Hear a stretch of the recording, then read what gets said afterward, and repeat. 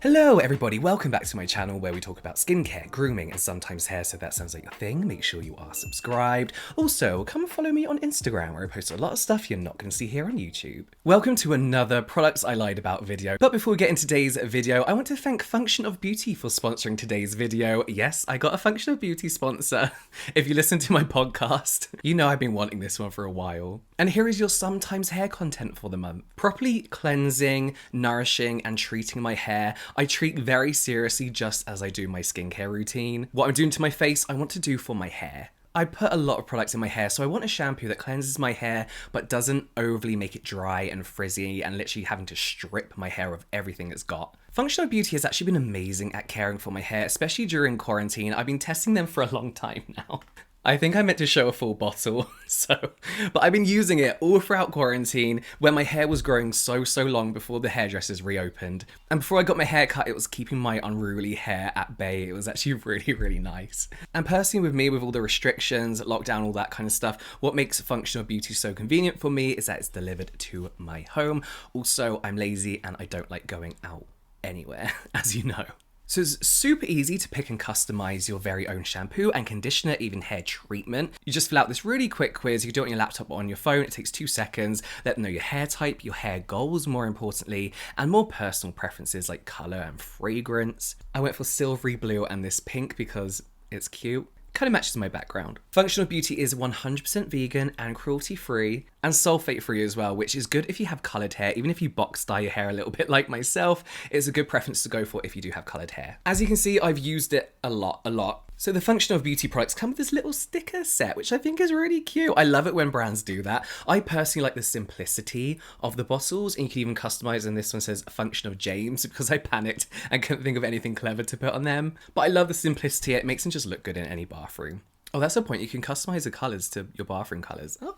As you know from a previous video, I've been an anti-dandruff shampoo user for most of my life, and this is the only shampoo I've used that isn't a dedicated anti-dandruff shampoo that has been keeping my dandruff at bay. No flakiness, I wear all black all the time, not a single flake. I'm really honestly so impressed with this. With the change in temperatures as well, my scalp usually gets a little bit itchy. I've been absolutely fine with this. The hair goals that you pick will be on this leaflet that arrives with the products as well. So my goals were deep conditioning, nourishing roots, replenishing the hair, shine, and soothing my scalp. They cover all of the above. And yes, I have got a little bit carried away with this one, but yeah, I chose a cherry blossom scent as well. I like fragrance in my shampoos. I also picked a leave-in treatment as well because there are days where I shower in the morning, I'm doing editing all day, so I just keep my hair wet, slick it back with one of these, slick it back, leave a treatment in throughout the day, throughout the night, then wash it out the next day, and it's so nice. I have been using this more than the conditioner.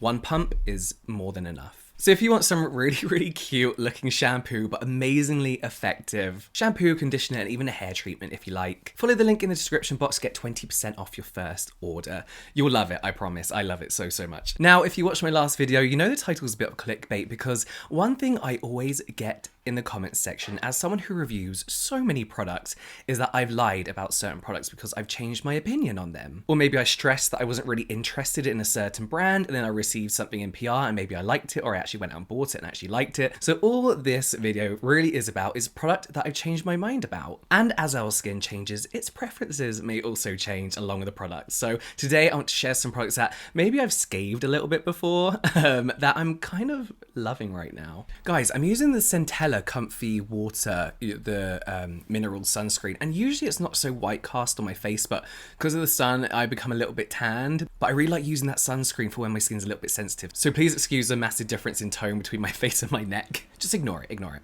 It's just a shadow. So let's talk about Fresh. Remember when I said I was never going to review Fresh? Their products just didn't appeal to me. I think they're overpriced. And the products that I did try just didn't suit my skin whatsoever. Fresh would be nice enough to carry on gifting me products, even though I said I wasn't too keen on their products in a video. I just haven't been getting along with them.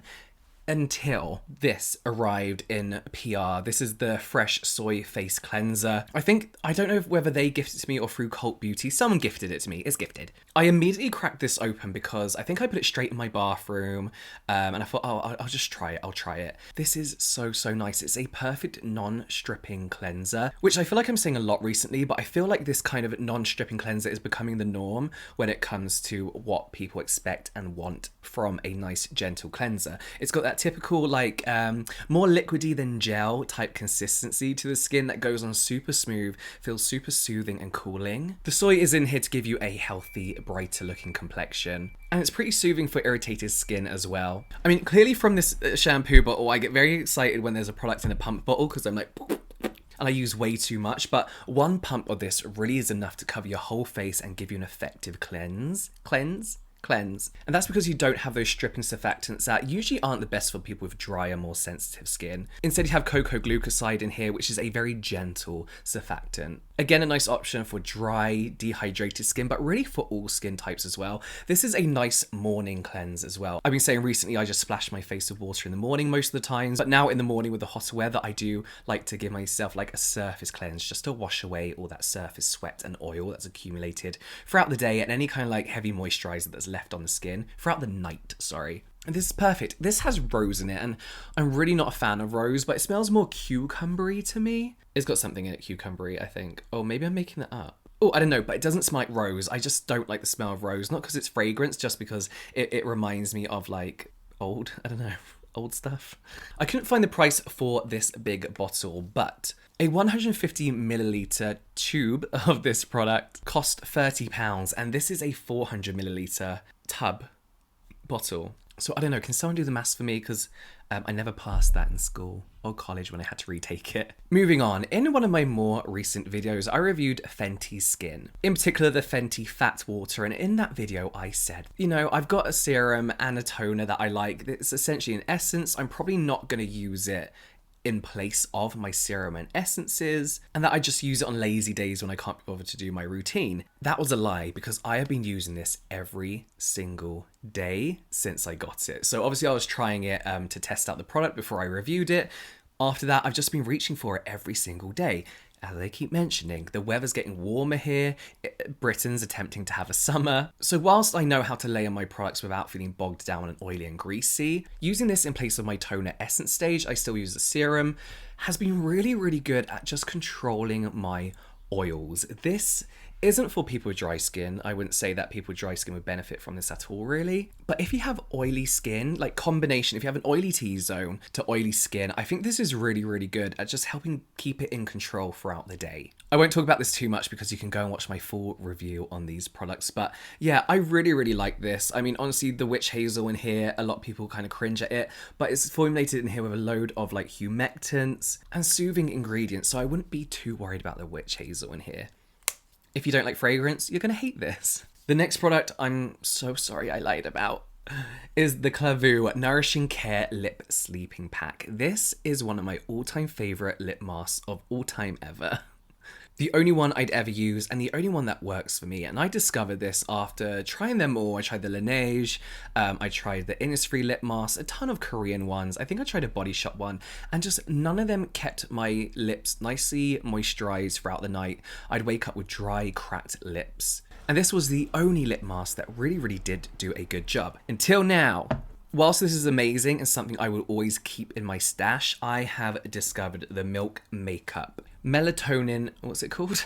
So good I don't know its name. Melatonin Overnight Lip Mask. As a brand, they really push the melatonin as an antioxidant ingredient, which it's one of those ingredients where there is promising research, but not quite enough just yet. But it's promising. But it's not really about that for me. I feel like it's a bit gimmicky. It's a bit like, oh, melatonin, sleep, you know, let's put it in a product. What I love about this is the oils that are in here. There's some really nice humectants and a few plant extracts that I'm a bit like, fine, whatever. This does have lavender in, so it is fragranced. It doesn't bother me. It doesn't bother my lips. And as someone who really, really hates the smell of lavender, the lavender in this isn't overwhelming. It's not overpowering. It doesn't keep me up at night. Like a lot of like, you know, those like pillow sprays that people are like, this will help you sleep better if you spray it on your pillow, and it just smells like awful. This isn't like that. I really, really like it. The one thing I would say about this is it stays on a bit too well sometimes. So in the morning you might wake up with like it like still residue on your lips, but I just kind of like wipe that away with a damp cloth and your lips look super, super smooth. I love this. This has the usual hydrating hyaluronic acid as well, and a calming chamomile or chamomile. It has that in it to help calm the lips as well. So in winter when your lips really are stressed out and like cracking and bleeding, this is it going to be a nice one? I don't know if I put fragrance on it, just use Vaseline. But when your lips are really, really dry, You know, sometimes you get like those painful corners. I'm looking forward to using this. And finally, The Ordinary's Hyaluronic Acid. I loved this for the longest time, and it's a good product. It's an absolutely fine product. If you're using it and you love it, keep using it. But I went on and on about this like it was the best thing in the world, and it is a very good product, and I feel like it kind of launched at a time when people were obsessed with hyaluronic acid because brands were making us obsessed with hyaluronic acid, like it was this amazing new plumping, anti-aging, skin changing ingredient. For me, however, I feel like the lower molecular weight hyaluronic acid, so hydrolyzed hyaluronic acid, sodium hyaluronate, was potentially maybe irritating my skin. It was making me very, very red on my rosacea and in the corners here. And once I cut out hyaluronic acid, my skin calmed down a lot. My pores looked less angry. I had this weird kind of angry sheen to my skin rather than a natural glow. That when I cut out a lot of hyaluronic acid, it seemed to calm down and had a nice natural glow. What I discovered though when cutting hyaluronic acid out is that it was near to impossible to find products that didn't contain a form of hyaluronic acid. Sodium hyaluronate, hydrolyzed hyaluronic acid, you're going to see in a lot of skincare. But there are brands now that are coming out with like, we have 7 types of molecular weight hyaluronic acid. You don't need it. Personal opinion, you do not need a dedicated hyaluronic acid serum because it is in everything. Absolutely everything. Go and look at your products. You will see a form of this in your skincare. There is just no need to have a dedicated serum on top of that when it's in absolute everything. I also feel like we're being missold what hyaluronic acid actually can do. If you speak to a lot of dermatologists, they say that hyaluronic acid is temporarily plumping, but it doesn't really give you any long-term benefits. Whereas a lot of brands are saying it as their next biggest anti-aging product, this magic plumping ingredient that whilst it does do a temporary job, it's not like a long-term fix. And I do feel like it's just a trending ingredient. I feel like niacinamide is slowly going in this direction, what with the launch of The Ordinary's recent... Oh, do I have it? I'm honestly so grateful to The Ordinary for sending me product of any sorts, but this is their 100% niacinamide powder. You don't need a 100% niacinamide, and if you look at your products, it's probably going to be in everything as well. And I feel like niacinamide is slowly becoming the new hyaluronic acid. It's actually an amazing ingredient, but it's in everything. So there are certain ingredients that I've calmed down on because it's in absolutely everything, especially hyaluronic acid. Also, glycerin is just as good, if not better. It's just not as trendy as hyaluronic acid. All personal opinions, but let me know if you kind of agree in the comments box down below. But that's it from me now, guys. I will see you next time.